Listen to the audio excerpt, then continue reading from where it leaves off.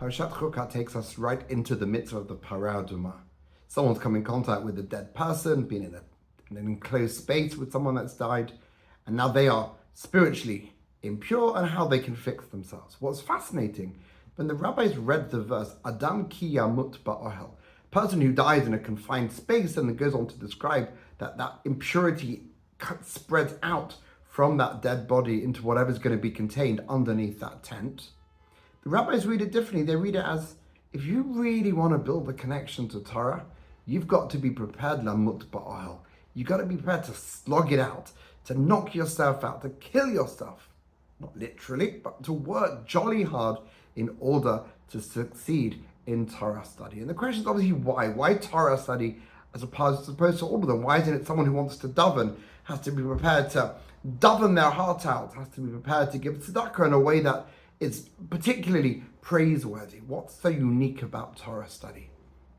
Now, the truth is that tragically, whilst there are so many wonderful inventions to make our life easy as Jews today, who can't scoff and laugh at the ridiculous nature of selling salt water for Pesach, there are other aspects that are tragic that we share in common with our ancestors, namely the anti-Semitism that spreads around the world today. How do we counter that?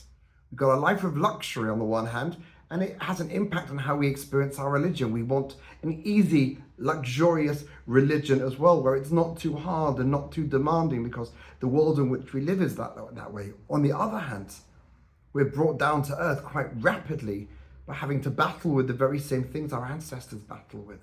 Slanders against our community, hatred. How do you battle that? Adam ki yamut ba'ohel. So you can't beat the cacophony of violence and hatred. You're never going to silence the deafening silence of civil society against the hatred is overwhelming. We can only do what we can do by connecting to our faith and our tradition so much more. Torah is the blueprint, the mandate of our people. It's our national constitution. Whilst others like to spread hate, we must dig deeper into our Torah, into our connection to Torah, into our knowledge of Torah. And in the same way that you wouldn't get on a plane unless there's an expert pilot and someone telling you, oh yeah, I listened to a podcast last week on how to fly a plane, and now I'm an expert on that particular section. If you really want to know, you've got to study.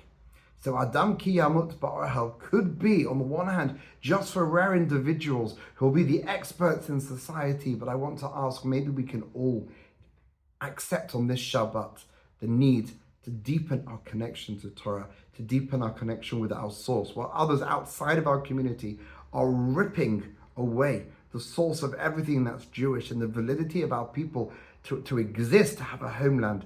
The only way we can deal with that is to strengthen it. If we want the easy way out, if we want salt water for Pesach, rather than going to the extent of pouring water and salt together, then we're going to tragically lose what we have. So the antidote, after a difficult week, Adam ki yamut ba'ohel, let's slog it out, let's increase it, let's strengthen it. Our connection to Torah, our connection to our people, to the land, to the Torah, to Hashem.